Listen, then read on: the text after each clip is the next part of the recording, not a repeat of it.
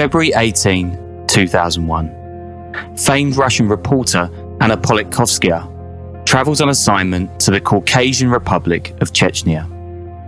It's 2 years into Moscow's second war to subdue the embattled state, and Politkovskaya, who works for the crusading Novaya Gazeta, has been getting tip-offs about Russian war crimes, bodies in mass graves, torture, civilians starving and freezing to death, brutal, punitive raids on defenseless villages.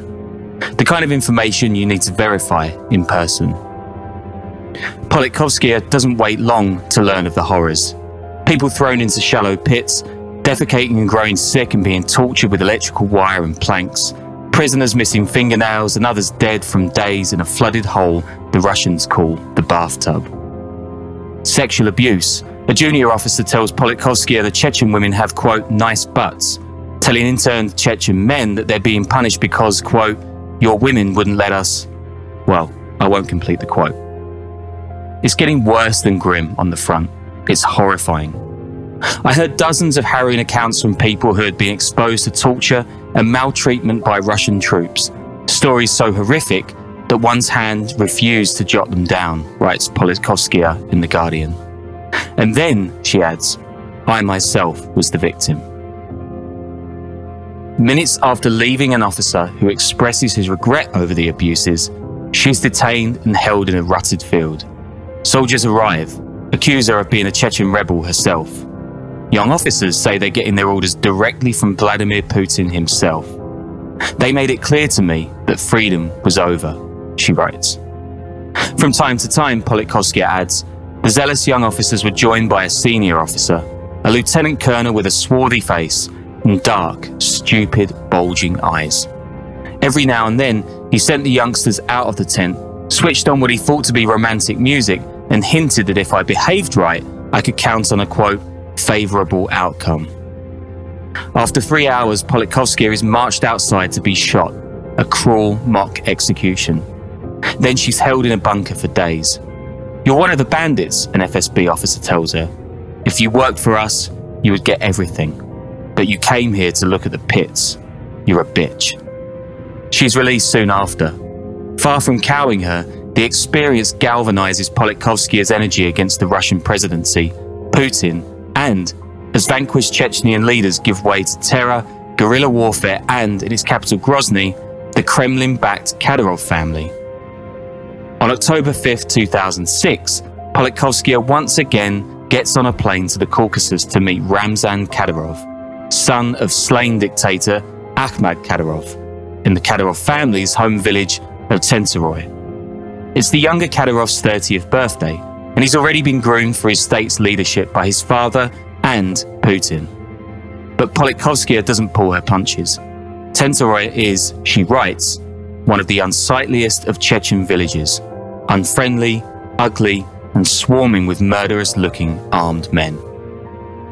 Politkovskaya calls the young tracksuit-wearing despot-in-waiting a, quote, Stalin of our times, a moniker sure to sting given the Stalinist purges that have, in part, created Chechnya's modern mafia state. It's an old story, she writes, repeated many times in our history. The Kremlin fosters a baby dragon, which it then has to keep feeding to stop him from setting everything on fire. Kadyrov bites back. Politkovskaya, he says, is a, quote, enemy of the Chechen people. She should have to answer for this. He, too, understands the language of Soviet-era brutality.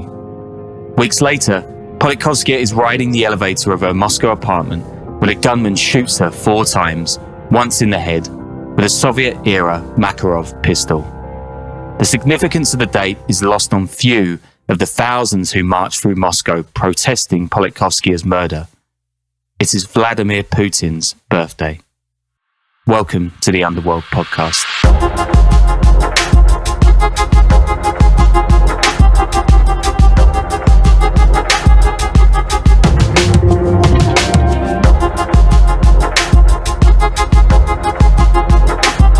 Hey guys, and welcome to the show whose co-host put in the hard yards to write shows, even if it's a public holiday and 80 degrees outside, or maybe I'm just projecting. I'm your host in Wellington, population 212,000 people in New Zealand, Sean Williams, and I'm joined by Danny Gold in New York City, population 8.5 million, which is more interesting. I'm writing this before the Rugby World Cup final, so go the All Blacks, I guess. But it was very, very fun to see England getting beat in both rugby and cricket within 12 hours this weekend. And I just published a feature about Chinese pensions, which I'm not sure how that is better or worse. But anyway, how are you doing? I mean, you're cheering against England in cricket and rugby. It's just I don't know. Yeah. Couldn't be me, man. You're hate for the homeland. But how am I doing? I mean, I'm here, you know, I'm recording with you, and there's nowhere else I'd rather be on a beautiful fall afternoon. Well, let's bring that energy to this episode. Eh? We got a cool thing I did up in Auckland on the Patreon for subscribers. Thanks, guys, for being there. I went up to interview this guy about his life in music, weed and cocaine transshipment, prison, and his pretty weird relationship with his brother who died recently. It's a nutty story. I've been meaning to write it down for years, but I really want to go back to it, and you'll get a really good taste of it if you've got the Patreon. But if you can't afford that, or if you don't just fancy it, in which case, right. Then we've got a bunch of stuff on Instagram, YouTube. If you like and subscribe, you'll be doing us all a favor here. Speaking of Patreon, I reckon if we get another, 20 or 30 subscribers between now and the end of next month, I'm off to Papua New Guinea on assignment, and I'll spend a day or two trying to meet armed rascal gangs in Port Moresby if you guys subscribe. So everyone has been absolutely trying to convince me not to do that, so I'll leave it down to you guys. Yeah, basically everyone has told Sean, if you guys don't know about the rascal gangs, I think we did an episode on them, but they're also exceedingly violent, and everyone has told Sean that if he does this, he will 100% get robbed. So I'm, of course, encouraging him, but all of your new Patreon money and iTunes subscribers that you guys join up, your money's going to go to replacing everything that Sean loses. So it's going to a good cause. Thankfully, I just got rid of that 100 mil that I had him sitting around in my pocket. So yeah, I don't really have anything worth stealing. But yeah, I'll do that. I'll go and meet some guy with a homemade gun if you guys sign up to the Patreon. Anyway, so I think it's a month or 6 weeks after the second episode of this Chechen trilogy, and finally we get to the conclusion. And of course, everyone's favorite pot-bellied, bushy-bearded religious zealot, gold machine gun wielding, IG influencer, and all-round murderous psychopath, Ramzan Kadyrov. I guess if there was ever an arch nemesis to our show's tagline, "Don't Instagram me crimes," it's this boy. And I'm not going to get too deep into Kadyrov's account in this show because it's about as well trodden ground as the Five Families. But that doesn't mean you shouldn't head over to our own brilliant account on Instagram, or, of course, Twitter, where both of us are defending the world against hordes of dummies on a daily basis, except only one of us actually has any followers.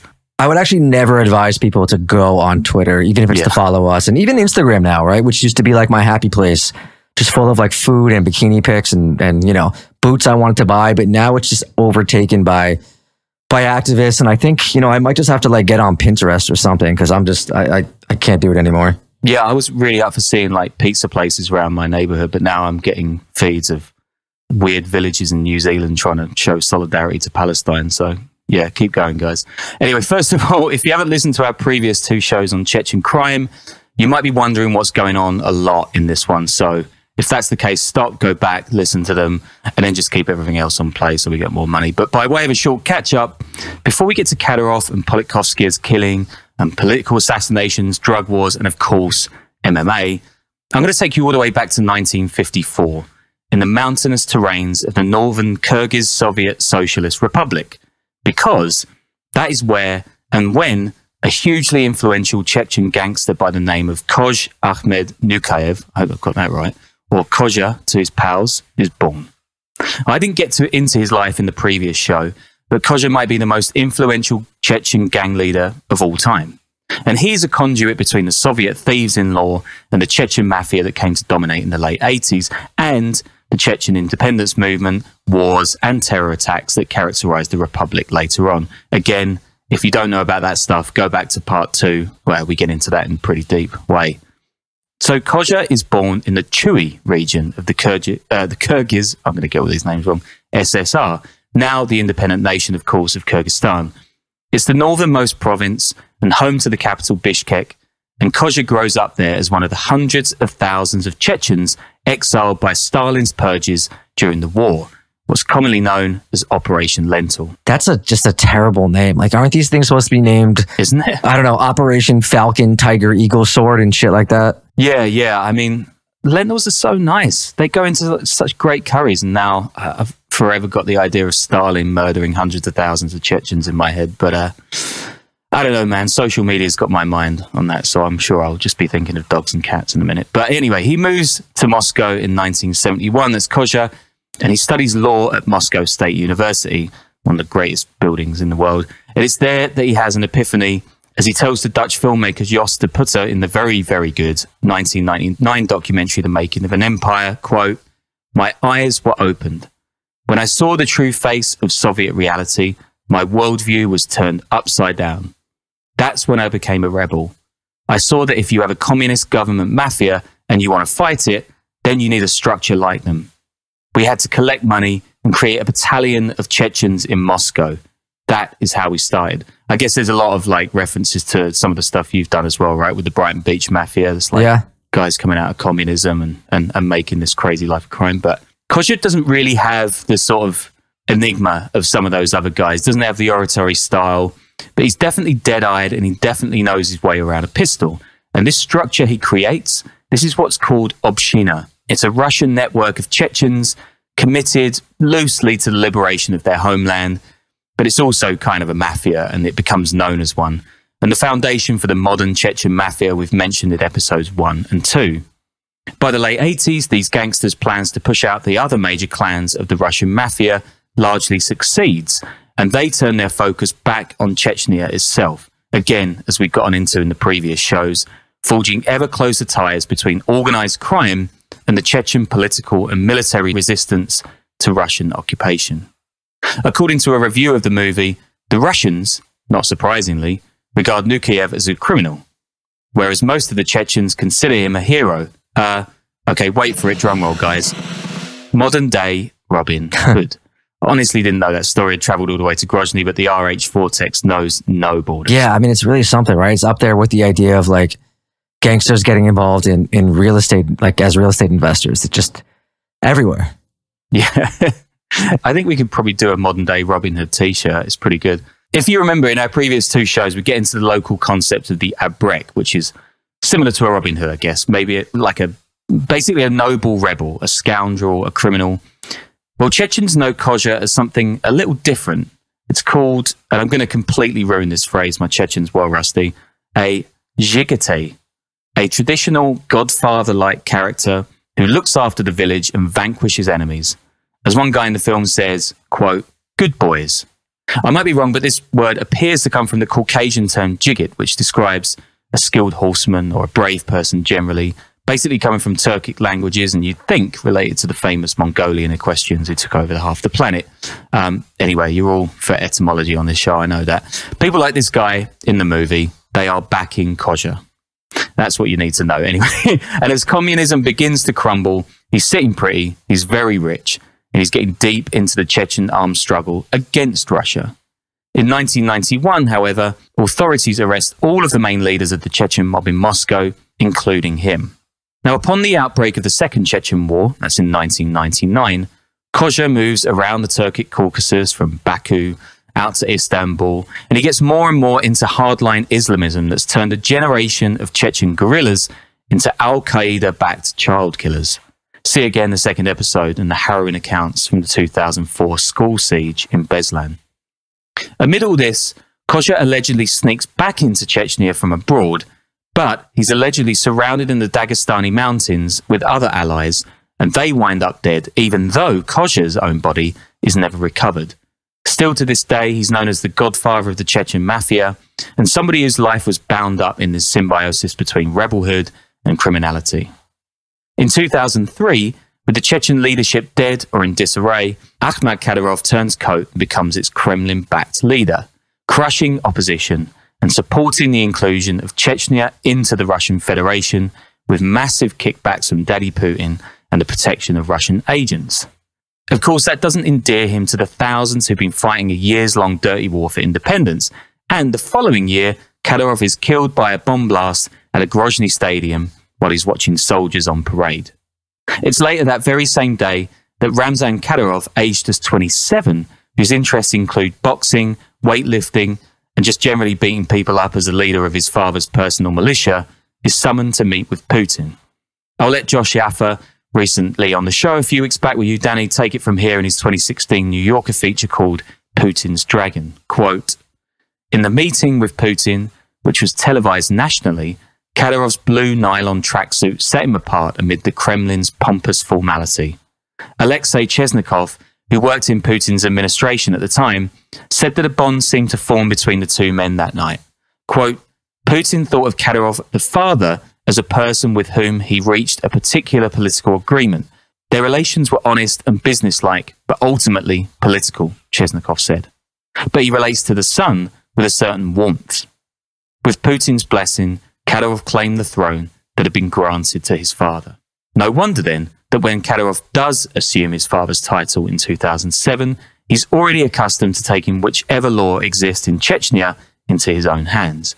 And Chechens, once kings of the Russian underworld, get a rep as hired muscle and contract killers. In 2004, for example, Paul Klevnikov, a New York-born Russian editor of Forbes magazine, who we quoted in the last show about his work on Boris Berezovsky, he's gunned down in Moscow walking between his home and his office.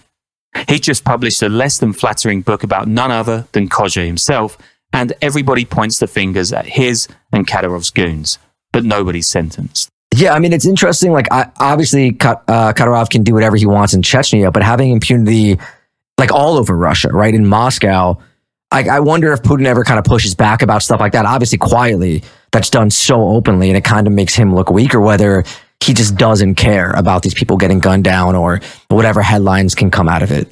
I think it helps him. I think it helps Putin a lot because, I mean, as we'll see with other sort of political assassinations, the idea that there's this kind of almost orc-like group of people who can just take you out any minute, and they've got the backing of Putin, that kind of installs this fear basically in the Russian people.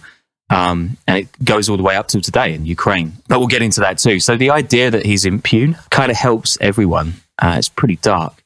Anyway, soon after this killing, Politkovskaya, of course, she is shot dead in the Russian capital too. 10 people are arrested, and Russia's chief prosecutor blames a Chechen mafia boss and rogue security officials. And the assassinations continue. In 2009, Kadyrov's former bodyguard, whose alleged torture at the hands of his former boss, is shot dead in Vienna. Yeah, I mean, I assume you'll probably get to this because I think it happens a lot, right? But even now, there's like Chechen dissidents dodging assassins all over Europe. I don't remember exactly. Oh, yeah. Maybe it was Scandinavia or the Baltics, but that video, that guy a few years back who his Chechen dissident, he got attacked and he turned the tables and like beat his attacker with a hammer. Do you know what I'm talking about? Wow, I didn't come across that one. No. Yeah, no. I was pitching a story a while ago about just, about finding all these Chechen. I had a connection with these Chechen dissidents in Europe who were like essentially dodging assassins at like every corner. But it's wild. Anyway, sorry, go ahead. No, good. I mean, I had a similar thing. I think I'm going to mention that further down the show as well. But I mean, it's pretty nuts. Like that same year, a Chechen opposition politician is killed all the way in Dubai. I guess there are no laws in Dubai. Half a dozen prominent Chechens are shot dead in Turkey, where compatriot gangsters become increasingly active. In 2015, Chechens murdered Boris Nemtsov, a vocal critic of Vladimir Putin, on a bridge opposite the Kremlin. I mean, that is nuts. And in August 2019, a former Chechen rebel named Zelim Khan Kangoshvili, love the Georgian names, he's walking from his home through Berlin's Tiergarten Park to a mosque when a man approaches him and shoots him twice in the head before discarding a wig and running along one of the city's canals. A Russian named Vadim Krasnikov is jailed for life, and Germany expels 2 Russian diplomats over the death. Prosecutor Lars Malkis tells the court that Vadim, quote, liquidated a political opponent as an act of retaliation. So that's kind of turning the tables a bit. There's a Russian, I think he was an FSB agent, essentially, doing the job, or a GRU agent, doing the job for the Chechens on behalf of Kadyrov. So they're kind of working hand in glove. Now, more recently, Chechen killers have been active on the battlefields of Ukraine, with Kadyrov desperate to show his loyalty there to Vladimir Putin. In fact, until the recent killing of Yevgeny Prigozhin, which you got into with Josh, I think, 2 or 3 weeks ago, that was a great show, there's been a rivalry between Chechens under Kadyrov and Prigozhin's Wagner military group, or mercenary group, rather. Last year, the Russian gangster Grisha Moskovsky warned that 2 new gangs were forming in the country, and it could prove disastrous to the Kremlin, which, well, he wasn't kind of wrong. Quote, now 2 gangs are forming in Russia. 2 gangs. One gang is the Wagners, and the other gang is Kadyrov's. Now there is a change of power in Russia. Who is a scoundrel, and who will come to power? You know, by all accounts I've seen, the Chechens have sort of lost their mystique, I think, at least as war fighters, right? Then Ukrainians and their supporters, they all call them TikTok fighters because they film themselves like recklessly shooting machine guns or firing grenades at apartment blocks without anyone there. And it just kind of looks like they're not actually getting anything done. And I don't know. I've heard theories that, like, you know, Kadyrov has taken them from these sort of proud guerrilla fighters into just these guys who haven't been tested in a long time and might have kind of forgotten the hard scrabble origin stories of what they've done.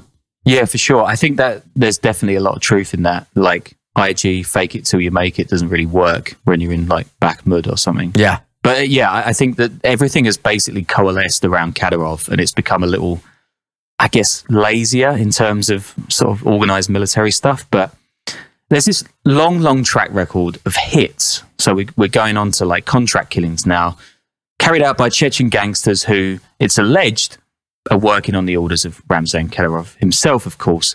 But who is Kadyrov the man? Well, as you may have guessed, I mean, I can't do maths, but he's born in 1976. He's a former anti-Russian rebel, of course, before his dad's change of heart. He becomes de facto leader of Chechnya in 2005, and he takes over proper in 2007. And very quickly, of course, he cozies up to Putin even more than his father, which is useful on more than one front. By the middle of the 2010s, for example, the Kremlin is backing Kadyrov's dictatorship to the tune of $1.6 billion a year. There's gas subsidies, the lot, same stuff you get in Transnistria, essentially. So according to a New York Times piece from 2016, quote, Moscow is propping up its most chintzy regional leaders' habits at a huge cost to the taxpayer. So in addition to getting on his knees and kissing Putin's shoes, Kadyrov has to at least show he's trying to earn money beyond Instagram ads. Even Kadyrov himself has admitted that his state wouldn't survive without Moscow's largesse. And Ramzan does this not only via brutality, which we'll return to soon, but by promoting a so-called path of Ahmad. This is a kind of Juche-style personality cult where Kadyrov Sr. is portrayed absolutely everywhere as a savior not just of Chechnya, but of Russian unity. Ramzan goes in hard on promoting this neo-Chechen vision through culture, media, and sport. Writes OC Media, quote, on visiting any museum or cultural center in Chechnya, the visitor is greeted by the quote, without culture, there is no nation. This reminds the visitor that Ahmad Kadyrov considered, quote, the main factor in the successful revival of the Republic to be raising the level of culture, as declared in the Republic's official histories. The most famous example of this, of course, is an intense program of sports washing. Continues the OC article, quote, whether rubbing shoulders with athletes or sending his sons out into the ring, head of Chechnya Ramzan Kadyrov uses training and competitive sports to bolster his public image, construct a national identity that suits his aims, and secure the future of his regime.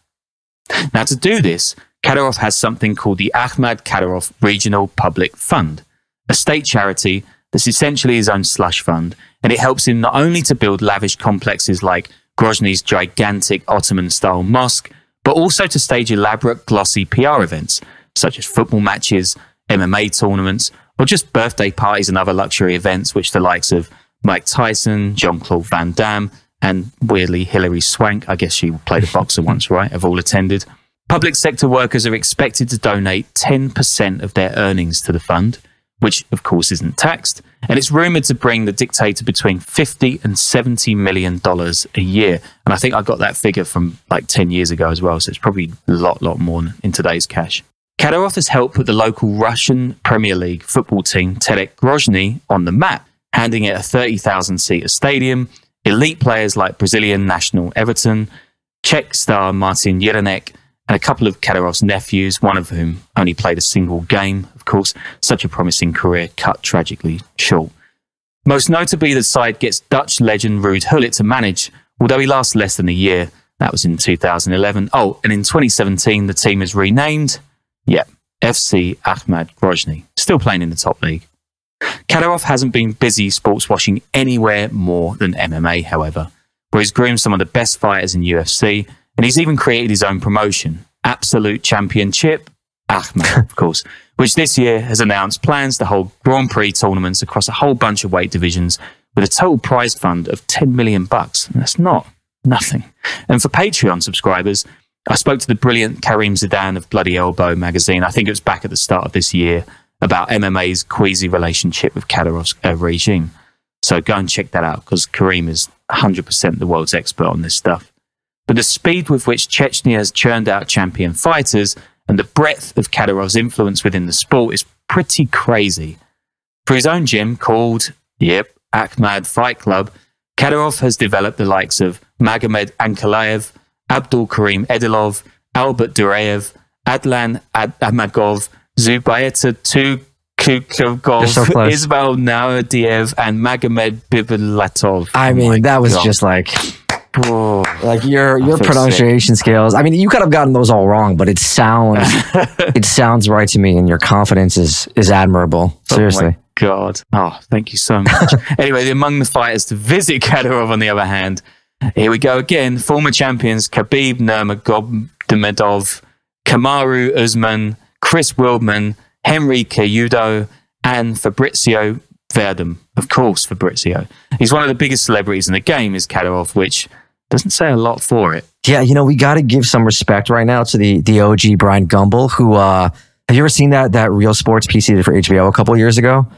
Where he... No. I assume that's how they got Kadyrov to sit down for an interview, but they pretended they were doing one about his support for MMA and like the growth of MMA. I'm not sure if it was exactly that, but that's kind of how they got their way to get him to sit down with them in Chechnya.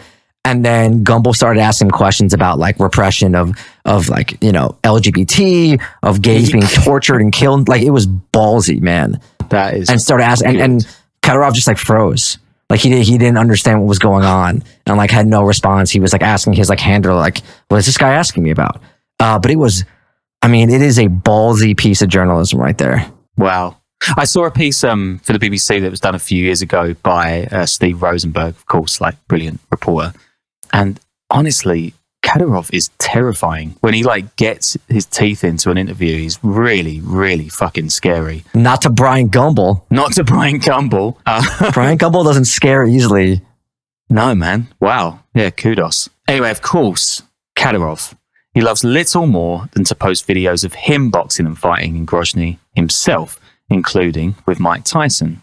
Writes Bloody Elbow, quote, "In sharing videos and images of himself training, Kadyrov is pursuing two main aims: nation building, by encouraging Chechen men to aspire to the ideal of virility that he wants to represent, and nation branding and sports washing, by projecting an image of a man in good health, strong and close to his people, and so offering an alternative image of Kadyrov to the West," which I guess makes sense, but they weren't exactly known as sort of international pussies beforehand. Anyway, part of this has been to cement a sort of Miami aesthetic conservative Islam, parading around in pimped out G-Wagons and sports cars in Chechnya, Dubai, keeping big cats, check out our show about that from the summer if you haven't already, while lauding so-called traditional family values, subjugating women and banning alcohol. Did you coin...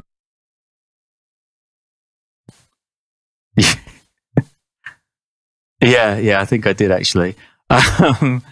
Kadyrov himself is a Sufi, which, if you know anything about religion, doesn't lend itself to conservatism. Anyway, he claims his 15-year-old son, Adam, is Chechnya's youngest Hafiz.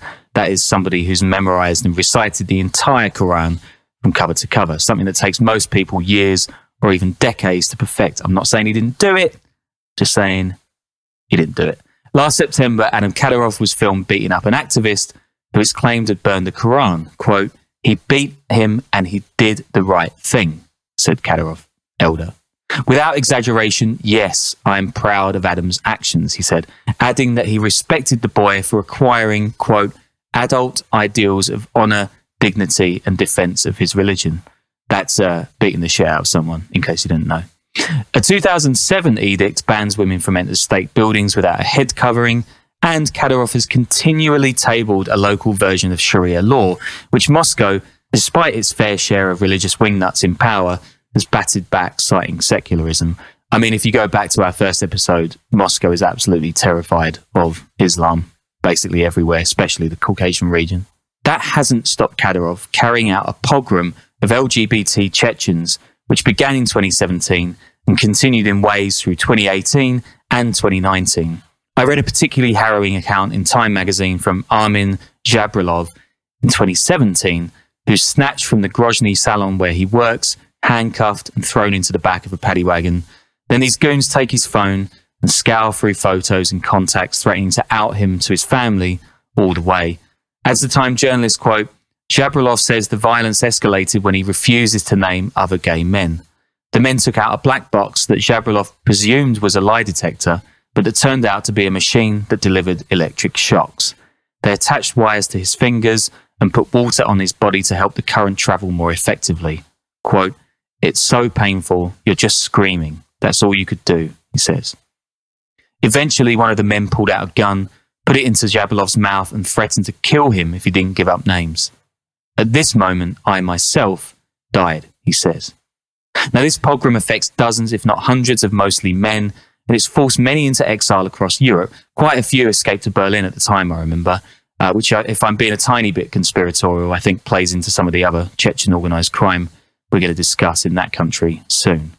But to close out this Chechen Juche cult of personality thing, Kadyrov has also turned attentions on film and TV, and the results have been, shall we say, a little less successful than grooming MMA fighters.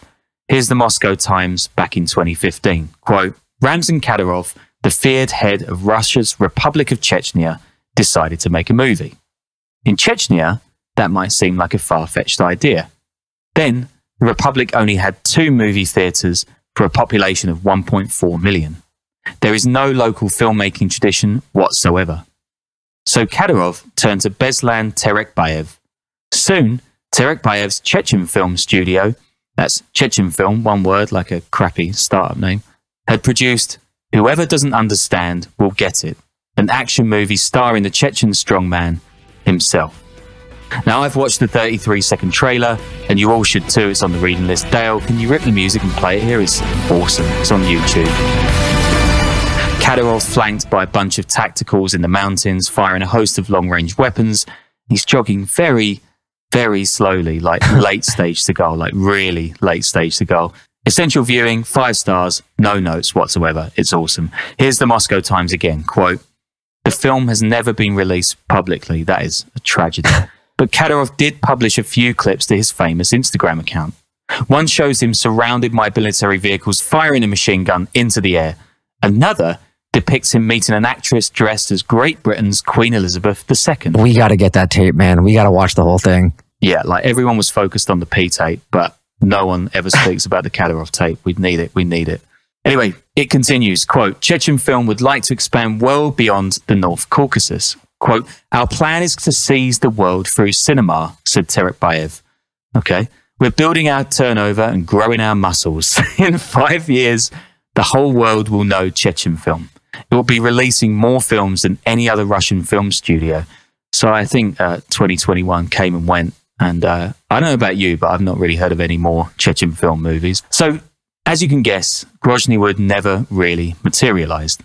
Grozny Wood. Yeah, that's also one of mine. I need to like TM this stuff.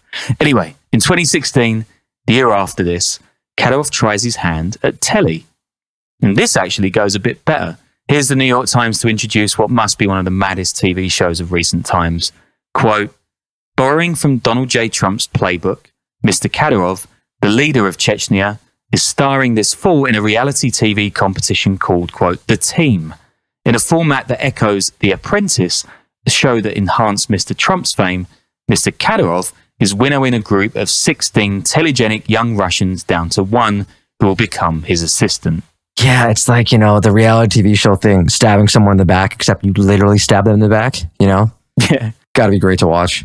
I mean, like photocopying, like taking calls and shooting dissidents out the back. It's pretty nuts. Anyway, Kadyrov addresses the show and can't help sounding like a total psychopath doing so.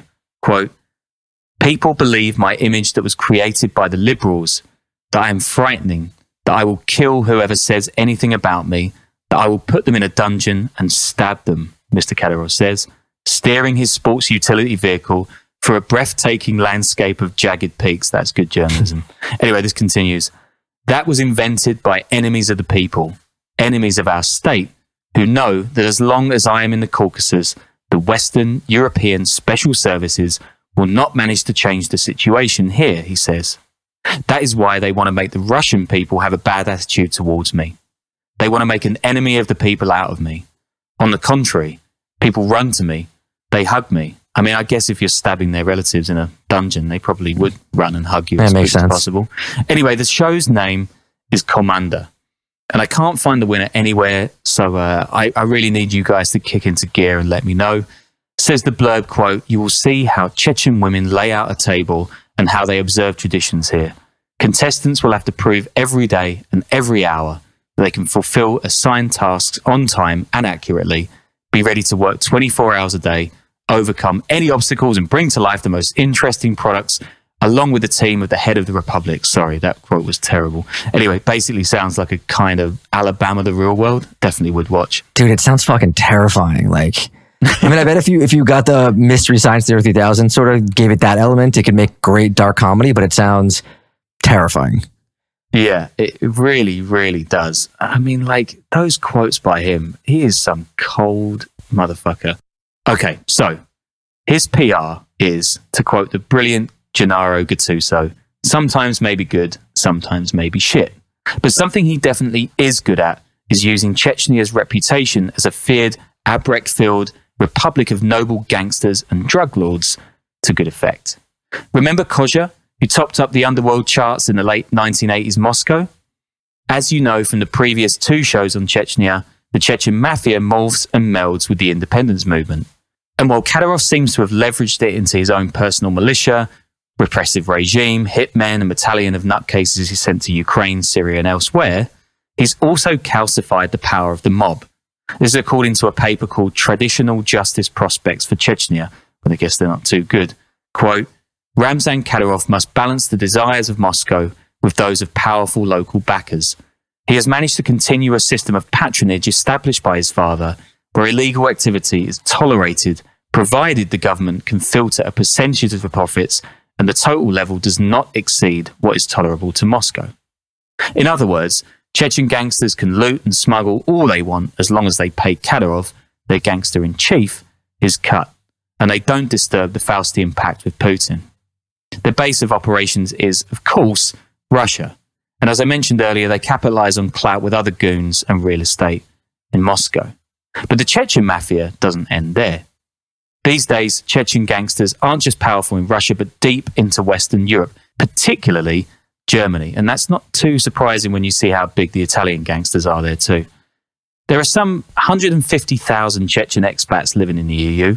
Most are apolitical, of course, but some pro-Kadyrov elements have grown pretty powerful, especially in Germany.